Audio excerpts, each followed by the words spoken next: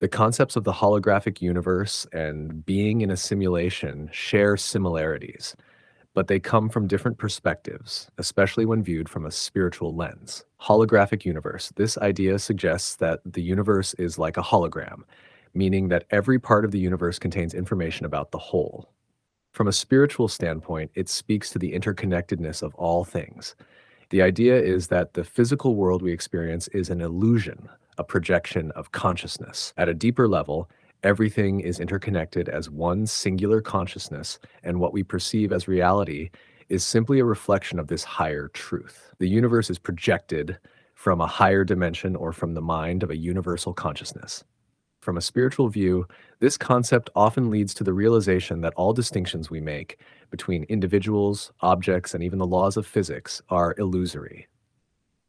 The oneness that connects everything becomes clear, and all of existence is seen as a unified, indivisible whole. In this view, the boundaries we perceive are merely projections of our limited awareness.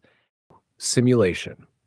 The simulation theory, on the other hand, proposes that our entire universe could be an artificial construct, possibly created by a higher intelligence or even by future versions of ourselves. The theory often comes from a technological or scientific viewpoint, imagining a virtual reality so advanced that its inhabitants, us, believe it is the real world.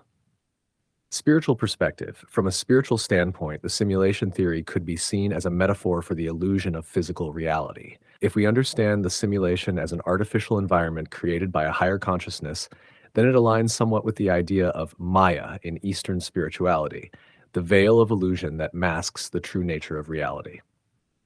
It suggests that the world is an illusion, but there's still an underlying truth, often spiritual or non-material, from which everything arises.